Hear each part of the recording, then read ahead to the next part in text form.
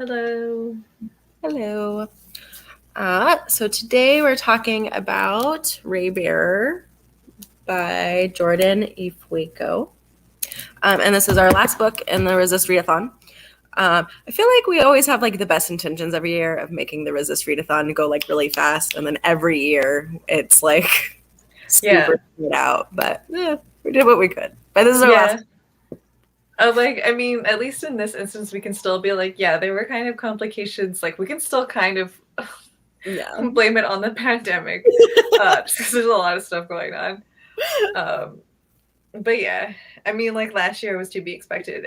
We were just, Yeah, no one was yeah. keeping track of anything. So, but yeah, I think out of the three that we've read for Resist Readathon, like this was like by far my favorite. I really, really enjoyed this one. What did Cool. you? Had you heard of like how did you hear about this one? Because I think this one was your pick. Yeah. So I do this subscription at the library I Mhm. work for that has like marginalized voices, and it'll choose books to send. It sends like three a month. Um, and this was one of them that it sent me one month. And I just thought the cover art was gorgeous. Like, don't judge a book by a cover. This was 100% judging a book by its cover. And I just look at it. I think it's gorgeous. And so that's why I was so excited to read it. That's fair. That's basically why I chose Boys Run the Riot. Well, I was like, whoa, that cover. Um, So like yeah, we all do it. The cover for this one too, yeah, it's really attractive. Like I really like the color scheme. Yeah. Um okay. So I want to talk about the world building because I was really impressed with her world building because I think that sometimes, especially in teen lit and like fantasy written for kids, sometimes the world building is kind of spoon fed to you a little bit, Mm-hmm. which is not always a bad thing. But I like that this one was kind of like you were kind of along for the ride, like, and the world felt very fleshed out um, for not like having a constant info dump, not having like a Hermione character like well in the book I read today, and I was really impressed. I was impressed with how much information she was able to squeeze in there. Yeah, and I felt like it was like a natural progression as well, where yeah, like you said, it just wasn't all like upfront. Like we got information kind of as we needed it, instead of having it just like front loaded, which is better because sometimes it's like really daunting to get into fantasy or even sci-fi.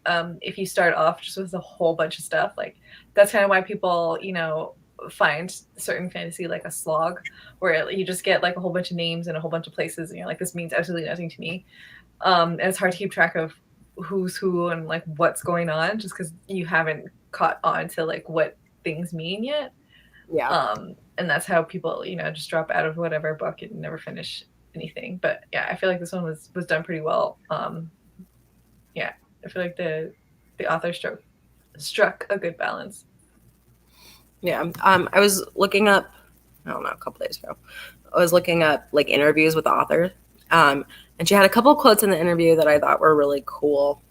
Just about how she like drew influence, because I was kind of wondering how much of the mythology was taken straight from like African cultures, and Mm-hmm. the answer is not that much. um, I did wonder. I'm quoting her now. I did wonder how many people would mistake Raybearer lore for the canon tenets of West African mythology. While everything in Raybearer is deeply influenced by real world cultures, it is its own magical place, and its myths and god systems are unique to the fictional world. And I thought that was pretty cool. Yeah, I think that is cool. Like, I guess it's probably also like mm, more. I don't know if like respectful is the right word, but like you're not using something whole cloth, like you're kind of inspired by it as opposed to reconstructing whatever is like already exists, Yeah. just in case you're like, I don't know, something actually means something else and you interpret it in a weird way, like just you avoid all of that and you make something new completely, which I think is like a better idea. um yeah. Yeah, make it more yourself or more original, I guess. Yeah, I did like all of the like storytelling conventions as well. Like I found that really cool. um First of all, I read, like, I had the audiobook version. So everything was like out loud, right? And because there's a lot of like chants and like stuff spoken in the book, I got to hear all of that, which was really great. Because I find that I don't change my like in head inflection when I read something. They're like, they mentioned that they chanted it kind of in a rhythm like this, blah blah blah, and I'm like, I don't know what that means, so I'm just gonna read it the way I'm reading everything else. But for this one, like they, because I got to listen to it, I got to hear like the different um, intonations, and like it did sound more rhythmic and stuff like that. So that was, I really enjoyed that. And I do recommend the audiobook because it's more like an audio play. It's not one person; it's a whole cast of people, and they do the narration for it, which is really neat. So I actually checked out I'm not a huge fan of audiobooks in general. I think I've probably mentioned that before. But I did check out this one. I think when we were doing the live stream for Boys Run the Riot, you mentioned that you had started and like hearing the chances up. And I didn't listen to the whole thing because I'm not a huge fan of audiobooks. But I did really enjoy like this, like the chants, and also I was mispronouncing, not pronouncing because I'm not saying it out loud, but like yeah, mispronouncing her name. And it was kind of cool. I was kind of like, oh, that's how you say it. Yes, I like that. I really enjoyed that as well too. Where I'm like, okay, good. Now I know how you say everybody's name. The only like downside, I guess, is that now when I see it written, I'm not always 100% when I'm like, wait, hold on. It is this person, right? Like, okay. It did take me a second, not with Terase, but I think it was like the first couple of times I heard Wu Win's name, I didn't connect it with the character because like how I said it or how I imagined it was pronounced and how it was pronounced were so wildly different that I was like, that's not, who's that? So I was kind of confused for a second.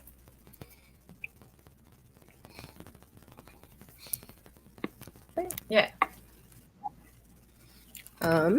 In some ways, this actually kind of reminded me of Girls of Paper and Fire. Like, all these teenagers going to the capital city to be taught to,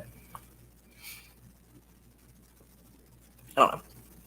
So I was like, Yeah, there's like a lot of stuff in there that's like familiar, but done differently. Like there's kind of like the palace intrigue. There's the like selected group, I guess. Um Sorry, I'm like, what am I thinking of? Where it's just like they pick out a group and then you follow this group, whatever. Even though it wasn't necessarily like the whole group, I found that interesting as well. Where, as important as everyone in the council is to Tarisai, we don't really spend much time with any of them. Like some of them are just names. Presumably, we will get to spend more time with them in the rest of the series, but like as much as they like mean to her and as much as she expresses that she really cares about everyone in her council, you really only have like a handful of people, and possibly less than that really, that you spend like time with. yeah, which was also the case in the Girls of Paper and Fire, is that there were like, I don't know, I think the same number, I think 12 girls, but we only really knew 4 or 5 of them. And same here, because Dio, Jeet, Kayla, what's her name? Her friend, yes, I think so. Keisha? I should know this. I also, yeah, downside of listening to an audiobook, I can't like go back really and be like, what was that again?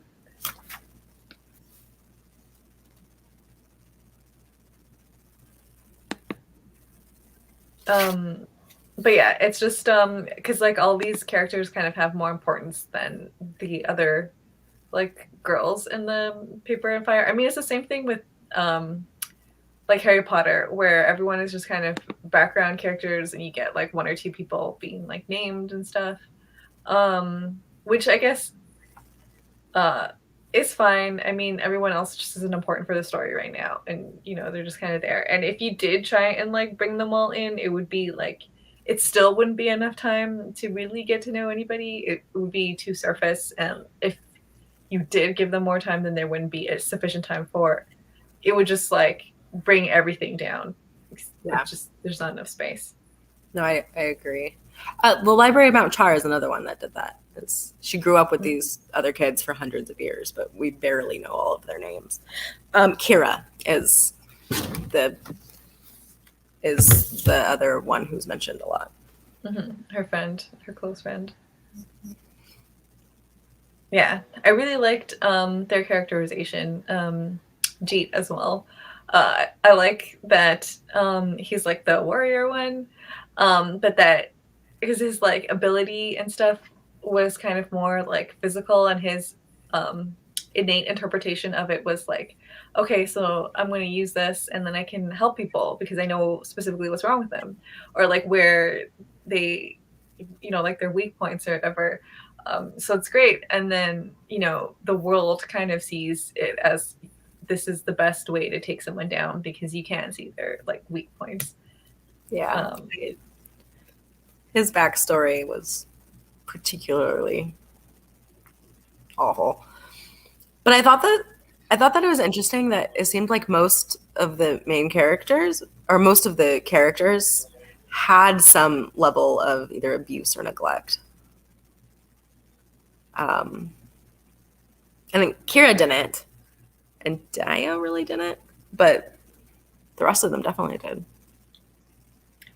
yeah, there's I mean that's pretty YA as well, where like you're something is going on with like your home. I mean, most of the time you don't come from in like fantasy YA, you don't come from like loving like stable households where your parents are there all the time. And they're like, you know, you're open with them or communicative with them and stuff like that. Because even if both your parents are there, usually you don't have like an awesome relationship or something is happening most of the time. Because then that just facilitates your adventuring, whatever you're doing. Yeah. Because, you know, if you had your parents there like 24/7 and they did know about what was happening, it, you know, you probably wouldn't be able to go out and do your saving the world stuff. Yeah. Those stodgy parents messing things up. Yeah.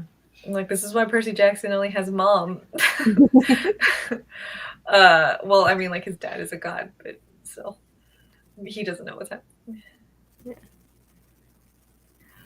Um, I liked the addition of the Hallows and how they didn't like necessarily fit in with the characters. Like Jeet was so when you described him as a warrior earlier, I heard warrior. And I was like, he is a warrior. And then I was like, oh wait, that's not what you said. That makes more sense. But yeah, I felt like their Hallows weren't an extension of their personality. It was just an aspect of something. And I thought that was really interesting. Because I Yeah. feel like oftentimes we in fantasy I've read where they try really hard to make it something that fits. And I like that this was not necessarily that. Yeah, where it ends up being like predictable and like a boring kind of way. Like there are certain things that are predictability where it's fine, where it's just kind of like part and parcel of whatever is going on, like, you know, tropes of whatever genre. That's fine. Like we all kind of know that certain things are probably going to happen. But then if you are like, you know, the one who has like a short temper or something, their ability is fire. Like, okay, yeah. Like that's boring. Yeah. Or the super motherly character is healing. And I guess in this case, like that's kind of the case here. But it's through song and it's actually any of your body's needs. It's not really I like it. Yeah, like that's different. Yeah, I think that was cool. I also appreciated that Tarsai kind of had limits to her abilities, Yeah. and that she did have to like work to unlock it, and it didn't just come like once she realized what it was. Um, yeah, because it that is also another kind of protagonist thing that isn't always 100% earned. Yeah. And I like to see the progression in this one. Yeah. Her ability was um, really cool, also, like the touching something and being able to see its history. I think this book did a really good job just in general of putting limits on the magic. Like the sprites can only get you in certain times in certain places. The lodestone, if you used it too many times, like you got really sick. Like I just yeah, like the magic felt very like woven into the world. Yeah, I appreciate that as well, because then it becomes too like Deus Ex Machina, where you have something that's too much. It's too easy. Then you're like, oh, you can just use this to travel, so let's just travel with it all the time. Then it makes sense because it is important that like they end up going really far and they can't come back really quickly. So like it's important too that you lay this out in the beginning where you can't use this. You can't use it like that. It has limitations. And then did you think of splinching with the lodestones? I'm Oh, actually no, excited. but yeah, that true. Did you guess any of the like twists in this one? You know, I didn't, and I'm kind of surprised because they laid it out really well that she was also a Raybearer, but I didn't. I was very surprised when I heard that. I assumed she was something, but I would like it. Raybearer didn't come into my mind, even though I did think that they were related, Dio and Tarisai, just because she keeps talking about how she felt some kind of like connection to him or something. And then I do want to talk about something about Dio in a second. But they make it really explicit that what the draw, like whatever the affinity, I guess, between the two of them is not romantic. It's Yeah, something. Like not only do they have like a friendship, but there's also just some like a pull between them. Um, so I was I, like, oh, maybe they're related somehow. yeah. I did expect them to be related because I feel like it mentioned several times that she's like she looks just like her mom, and her mom looks like it didn't ever say that she looks like Dio or Dio's dad, whose name I can't remember. Um, but it mentioned several times that her mom looked like them. So I did expect them to be related, but Yeah, but I wasn't expecting in like that way. Because they would be cousins. yeah, Yeah. I also did really like okay, all the palace stuff going on, the council. Presumably there's romances going on between the council, just any generation. I mean, like it's doubtful that it's just Dio's dad, like the emperor's generation, that has inter romances. Like that's super unlikely. So presumably that happens basically every time that there is a council. And I was like, wow, what are the odds that everyone is just like straight? And then Dio, there's like the reveal that Dio is probably some kind of asexual somewhere on the spectrum there. And I was like, wow, okay, well, like, yeah, I'll take this. That's so great. I wasn't expecting that. I mean, I was hoping for some kind of, not heteronormative, but I was not expecting this, which I yeah. think is really cool. Because I nothing's coming to mind when I think of asexual representation, and it's certainly not YA. I'm not sure I've ever read a protagonist. Now I'm trying to think, but I can't. I don't think so. Yeah, it's normally like if it's a book, it's like that's the focus of it, where like the main character, and it's usually just fiction. It's not like there's no other subgenre. Like it's just a, slice of life, maybe school thing that's going on. And the character is asexual, but not in a like fantasy setting. will they have a character like that?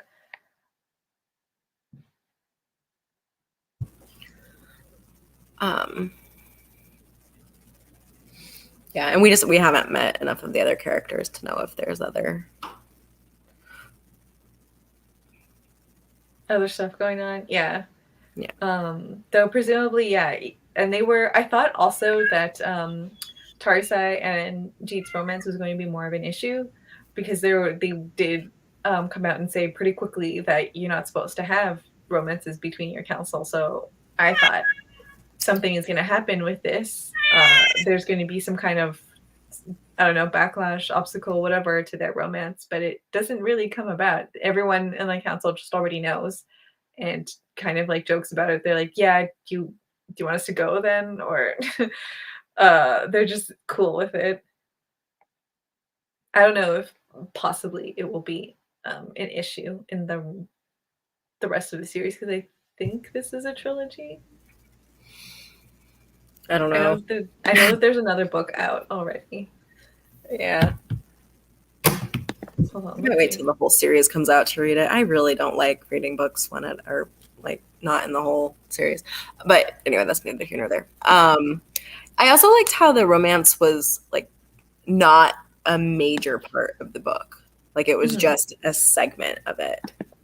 Also, I think that it's a little like unrealistic to expect 12 teenagers to not like have some sort of romance going on. Like they don't really have any other friends. They don't ever see anybody else. They go to school all day. They work all day. But it would be pretty unrealistic to expect there not to be some sort of romantic feelings developed somewhere.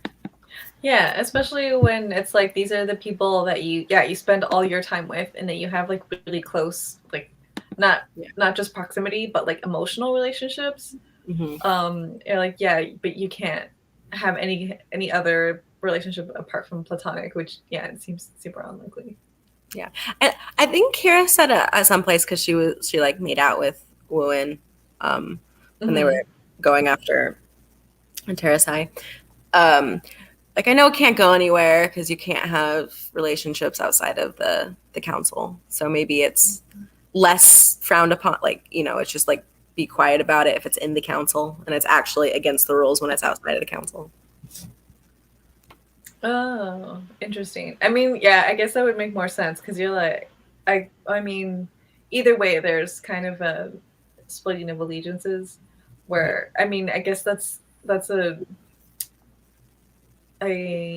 reason like why a lot of specific like groups like that will be like you can't have a romance outside of whatever is going on, just so that you don't have any other um, nothing else is as important as whatever you're involved with, so that is your number one concern.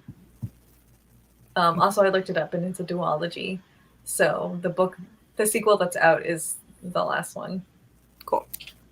Then I will be getting that very short.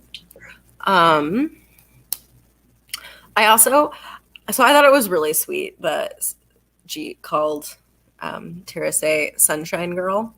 And I really, like, I'm kind of embarrassed that I didn't pick up on the foreshadowing. A Raybearer. And I also like that both he and Kira were like, we've had suspicions for a long time that that's actually what you were. And I think that kind of like ties into like you've said this before that like part of romance is like that being known. So I really liked that they knew her well enough to know something about her that she didn't notice herself. Yeah, I think um that is a good catch also. I noticed that as well too, where I'm like, oh, okay, that makes sense. Where the I mean, even the cover art kind of like tells you essentially. Um, yeah, I mean, you can't quite tell who's on the cover, obviously, um, but it feels sort of like a hint Mm-hmm. as to what's going on there. That and that and the fact that like didn't wasn't burned at all. I think when she walked through the fires when she was saving Dio. I was like, okay, when are we going to come back to that? And you kind of don't until the reveal. They just kind of drop it afterwards. Yeah. Um, I loved the descriptions of the clothing. Just there was a lot of like the detail was not quite sparse, but it wasn't like overdone. But it was really beautiful. Like I really liked reading the like about like the market and then the like was it one day a month or one day a week that all of the girls in the council got their hair done like hair braided by like they would bring people in from the town and get their hair braided. I really like the description of that.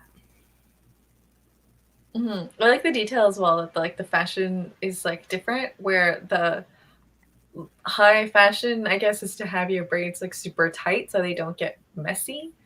Um, but you know, it's really uncomfortable. And I like that, you know, when Tarsa goes out into the village, they basically call her out in terms of saying this is you made an impractical decision, because yeah, like, you know, maybe it looks better, but it is you're the one who has to be in pain all the time, and like, is it worth it? She's like, it only hurts if I think about it. Okay. Yeah, like I appreciate that as well, where yeah, those are just kind of the weird decisions of fashion, and like once you point them out, it does seem, now that you've someone else has like said it and you're faced with a really like practical and like straightforward questioning, you kind of realize how foolish it was for you to just like give into whatever fashion thing, peer pressure type stuff was going on. Yeah. I mean, because you really can say it like just about the same thing with high heels. Yes, there's exactly what I thought of immediately. Like heels are just so impractical and they hurt. And I mean, the aesthetics are cool, but no. I mean, I don't know how I used to do it when I was younger. Like when I would go out in heels and stuff. I don't know how I did that, but I would never choose to do that again. Yeah. High heels and a tiny dress in the snow. Yeah. Yeah. Um,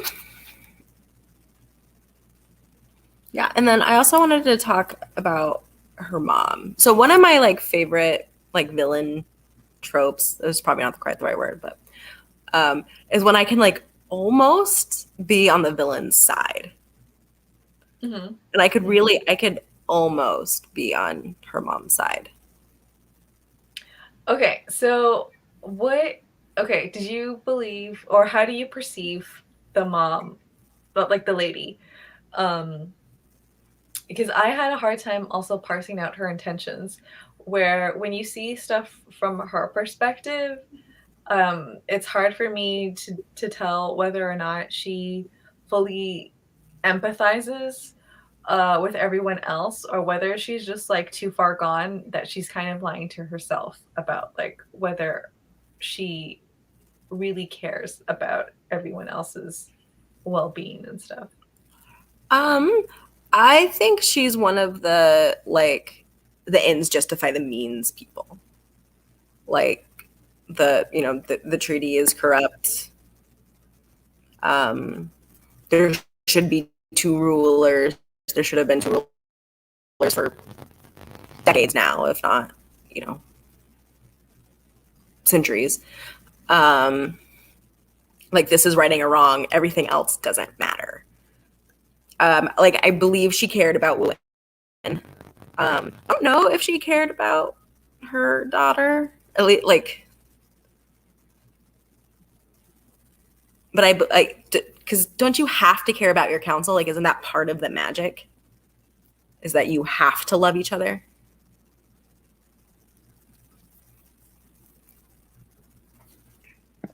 I don't know that she necessarily has to love them, but I think that they have to love her. um I don't know if, I mean, I don't know that I can't remember if it's fully explained, but I remember, you know, the constant refrain from Dio is "Do you love me now?" So they definitely have to be like devoted to her, and there probably does have to be some kind of affection on her part for it to work, but there's also like, I mean, she is it. I'm damn. Like I really hate to use this example just because I really dislike this movie. But like, is it like a Thanos kind of love, or like, did he really love Gamora? That was like when Yeah. he killed her, anyways. Uh, it's like spoilers. Like everyone knows this.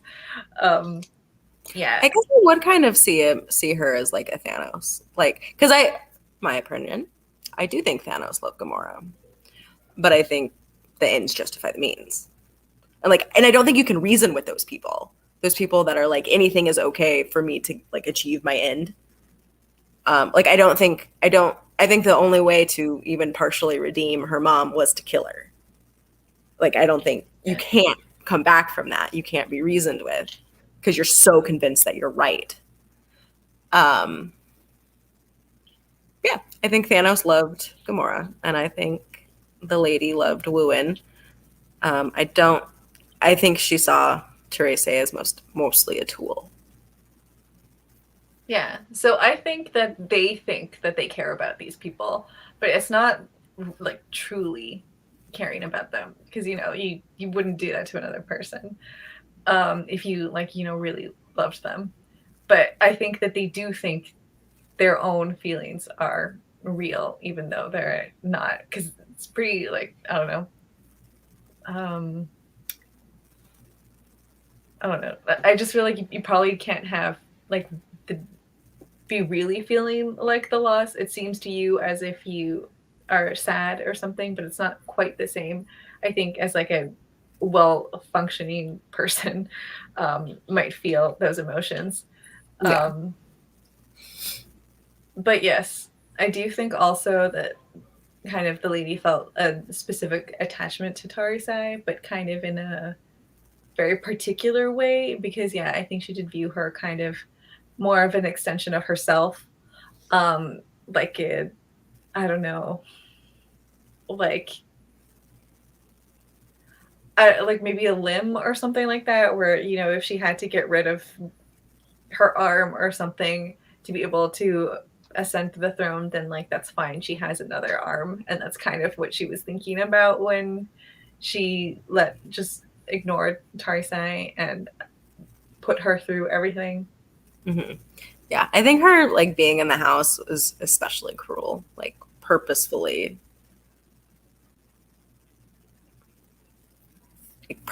leaving her alone and unloved. And then like the conversation where like children are so ungrateful, like it was that was pretty manipulative.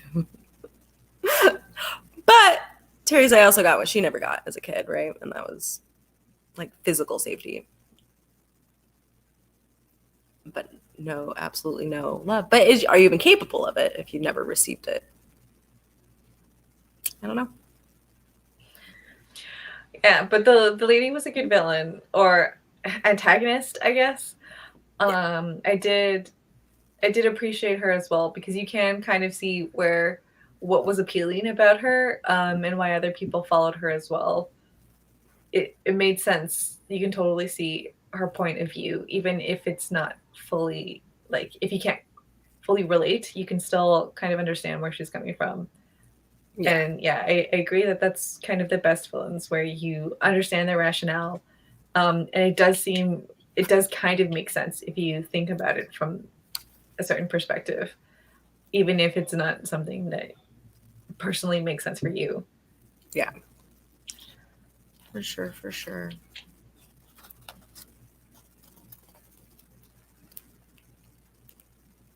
Um, what did you think about her treaty to the underworld? The like original one, No, the one that I was talking about, the one that Therese did instead. I thought it was interesting because I also wasn't sure how they were going to get around what was going on there, because it was very like a fairy tale tricky kind of thing, where you kind of have to logic your way out of it in like weird fairy tale rules. So yeah, I thought that was like an interesting compromise. And I mean, I guess we'll see what happens. I guess we'll see what happens in the next one. Um, because yeah, that was like so like the ramifications for what was going on were quite um like vast. Yeah. What did you think about all of that? I was really surprised. I mean, yeah, like you said, I couldn't like, well, if your kingdom is going to riot if you change these rules, but obviously you can't leave them the same. I guess I kind of assumed that if there was a way to get out of it, like you would have, like somebody would have tried to like be like, no, I actually don't think I'm going to send you 300 kids a year, and if the sprites were going to be like, oh, cool, like, uh,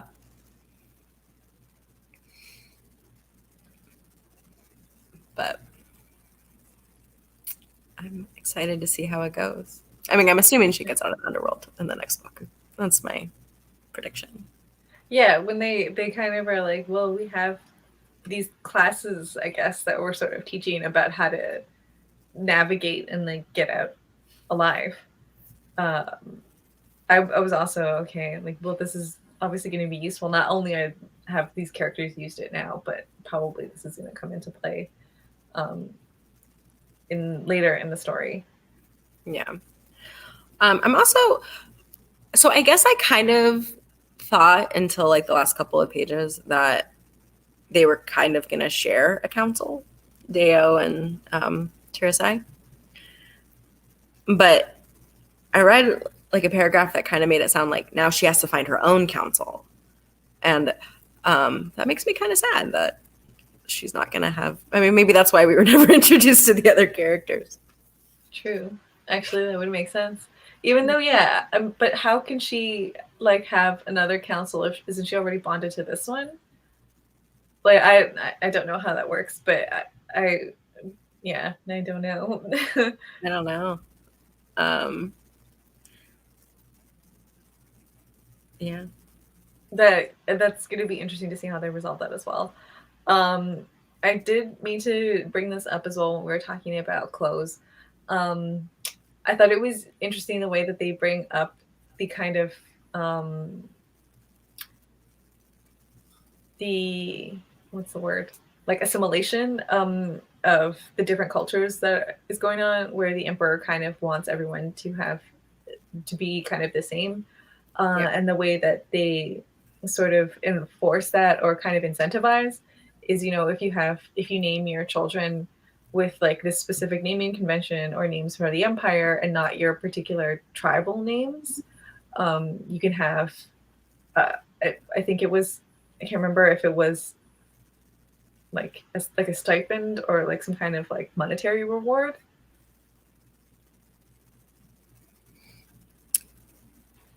I just I don't know. I okay, I just remember that there was some kind of incentive specifically where if you do have this name, then the kingdom or the empire will give you something, Yeah.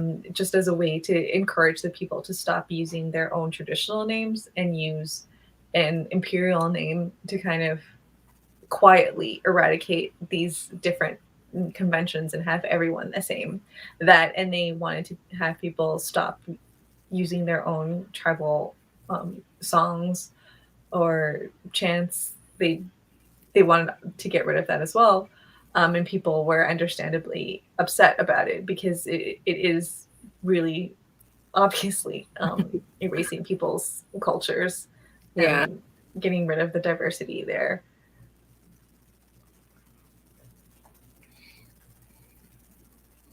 Yeah. I was also really shocked when she like threw out her mom's case. She was Me like, too. I did nope. not see that coming. Um, and also I'm going to make this huge decision. Yeah, I thought because everything up until that moment had been, I have to figure out a way to save the lady, and you know this is what I'm going to do, and I'll figure it out, and I only have this many days. Like that's what she had been concentrating on, and then suddenly in the trial, it's revealed that actually she's going to tackle what's going on with the basically like assimilation attempts in Yeah. the empire. But I thought that was really smart, especially because we know early on that the first ruling is irreversible. Yeah. Um, I also think it's kind of like I don't understand what the emperor was trying to do by having her publicly, like having like a public trial and a public execution. I'm talking about the lady, because Mhm.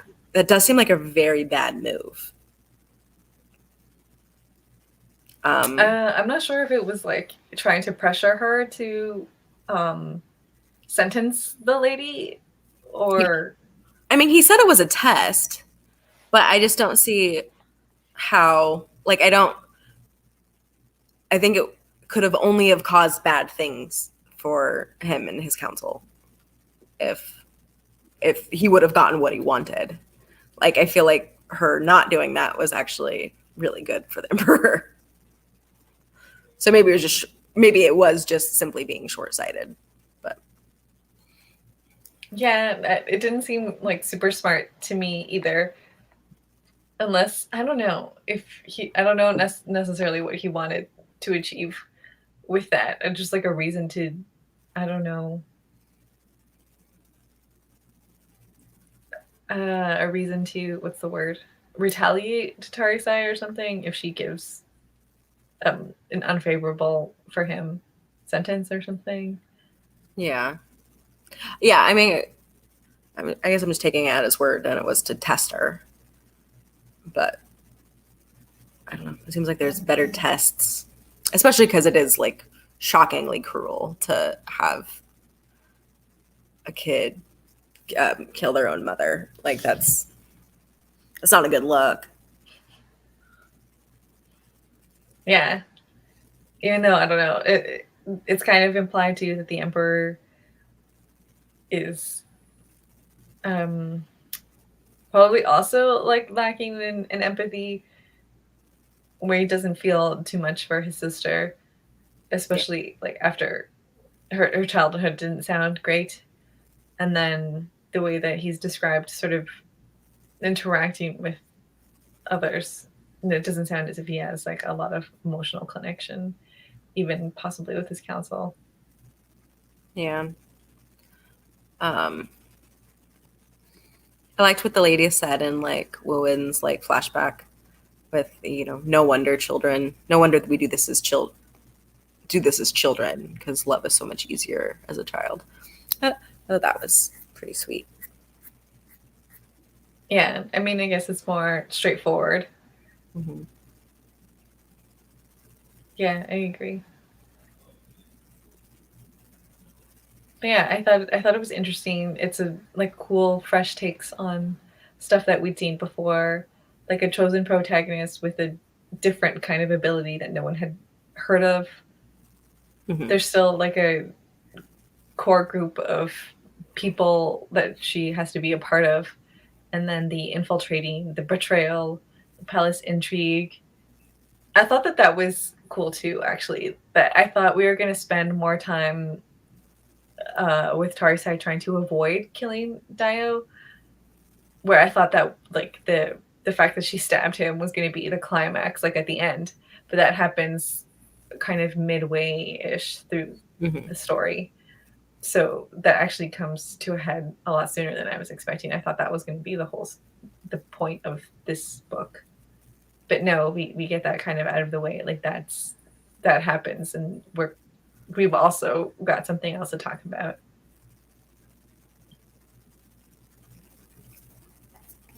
Yeah, but I kind of liked that it was so much of the book was focused on fixing her mistake.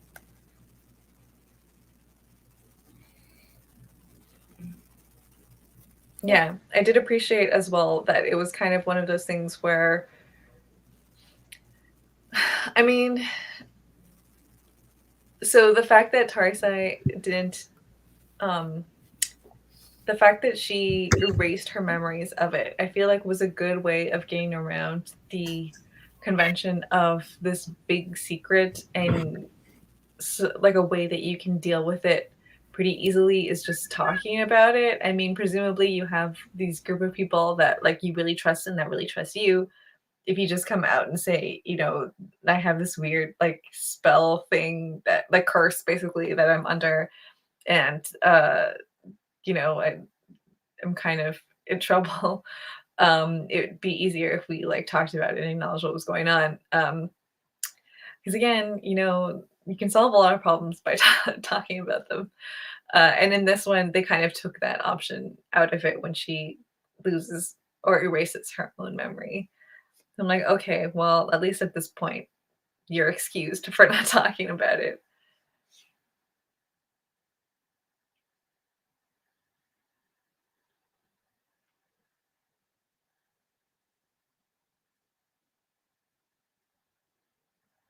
I also thought like the romance was good, as you said. It didn't take up like a whole lot of space, but it was like still good. I mean, I enjoyed the dynamic between Jeet and Tarsai. I feel like they had a sweet relationship, and I did appreciate too the way all the other council kind of joked about them. It did feel very Sibylline. Mm-hmm. Yeah, I like Maya. That was like, I need measurements of her belly every day. Like, and that was pretty sweet. I thought that I like that they had introduced um, shade when when the spirit comes back. I think they called it a shade. I like that they had introduced that like a couple of times in the book, and so when you got her mom shade at the end, um, like that, it kind of made sense. Yeah, I appreciate that as well. Where we kind of already know what they're talking about when they say that, oh, I can't remember her name. The name of one of, I think I remember she's part of the ladies' council, but the woman who's trying to summon her again and can't. Kathleen? Oh yes, Kathleen. And it's like Tarsite, I think you're only the only one who can do it, or she will only come to you. Yeah. I also felt kind of bad for Wooen that he stabbed her, but like didn't mean to kill her. He just meant to stab her a little. Yeah, that was Just a little. pretty terrible. Yeah, where he's like, I mean, the whole point of joining the council and the whole point of the council in general is to support slash protect the emperor, empress, ruler, and he accidentally killed her, which sucks. Yeah. Because his intention obviously wasn't to kill her, but it was to harm. So either way, now he just has to live with that, and that I don't know what happens to the council afterwards. I don't know if they're still connected. I can't remember if he said that they were. I don't think so, because Wooen said he couldn't feel, or he could feel when he died or she died, but not Mm-hmm. anything else. I mean, I guess that would make sense Mm-hmm. since they're the I guess glue that holds like the council together. Yeah.